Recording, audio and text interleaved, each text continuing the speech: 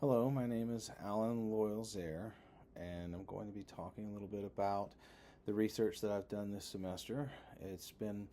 The question of my research was, what roles did Marine personnel play being assigned to the OSS during World War II, and how would this shape the future of the Marine Corps? The OSS stands for Office of Strategic Services, and it was what was the agency that was used before it became the CIA, Central Intelligence Agency. My thesis becomes the Marine Corps would be asked to step into a new realm of special operations at the onset of World War II. Filling the void would aid in operations through intelligence, embedded with local forces, and espionage, to give Allied forces a force multiplier while at the same time distracting Axis forces from true Allied objectives. The significance of this research is generally when we talk about Marines in World War II, majority of people are going to think of Guadalcanal, Tarawa, Iwo Jima, Okinawa, and rightfully so. Those were major battles, and a lot of very historical things have happened that are embedded in most Americans' minds, thinking about the flag raising on Mount Suribachi in Iwo Jima. But what we don't know a lot, as commonly known, is that Marines were in Europe serving. The operations that were done with the OSS from Marines was done all over the world. But surprisingly, Marines were in Europe, and they were doing some really important work. My key primary sources would actually be citations written about these Marines and what they had done. Many high-level awards, Navy Crosses, multiple Navy Crosses, Silver Stars, and then, of course, sometimes there's not an award handed out, but you look at someone's service and it's extraordinary. A lot of sacrifice and courage, valor.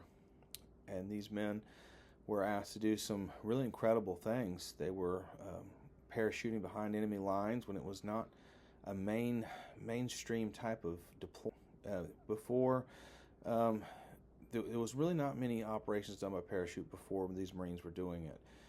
Because when the major operations would happen would be when the airborne units would parachute in after them into Europe, and that's really when we learned a lot, was through these repeated operations, especially in combat of parachute operations, and we learned a great deal. So they had this experimental device essentially where they're jumping out of a perfectly good airplane, and one Marine did pay for his life with it when the cable broke, and they weren't packing reserves, so he was the first one to hit the ground, and it was a heartfelt time for these Marines, and the story shows how much the French cared about America showing up when they needed these Marines to help them. But they would be embedded with them. And a lot of these sources that I have came from the Marine Corps History Division. I'm lucky enough to have a friend there who was able to help me get access to these materials officially. And I put in a request, and they sent me everything they had that was digital. Apparently there's more, it just hasn't been scanned in yet. So the story is still unfolding about what these Marines did back in World War II. But I was sent awards, letters, pictures with captions that were very helpful. I also found things in other sources through folder 3 and things like that, where there was letters written, official documents signed with handwritten letters involved, writing about the remains of their sons. One of them was that Marine who died by a parachute failure. And I was able to put all these sources together and find out about these operations, and it reads like a spy novel. Like Jason Bourne, he would have been a Marine in World War II that served with the Office of Strategic Services. They were deployed in North Africa first, and they were just walking around in suits and kind of hiding out in plain sight, just finding out intelligence to help out with the various operations that were going to start in North Africa. And from there, they would have jumping off points where they would hide on fishing vessels, essentially, where they had bought some and went and inserted into Greece. Very dangerous because the Germans were looking. They weren't being blindfolded, and same with the Italian, the whole Axis forces.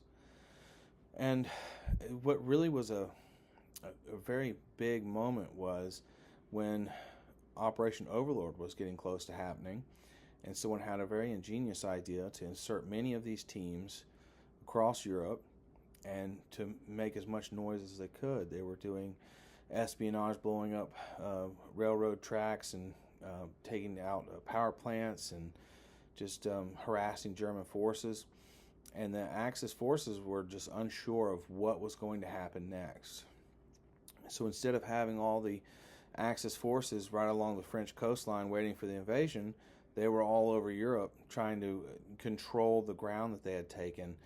That was primarily these resistance forces or partisans were resisting the occupation that was happening in their homeland. And the Marines showed up embedded, and they would switch between civilian clothes and uniform. They would go in civilian clothes to these various places that German officers would hang out and just listen to their conversations and gather great intelligence. And then there was they would put on their uniform and they would lead these resistance forces, train them. They wore many hats. They would be training. So they would be an instructor, a gunsmith. They would work with logistics on getting them weapons and ammunitions. They really did it all. It was very impressive. And their contribution was great to helping win the war. And they were very brave and put in some very dangerous situations. It was really incredible.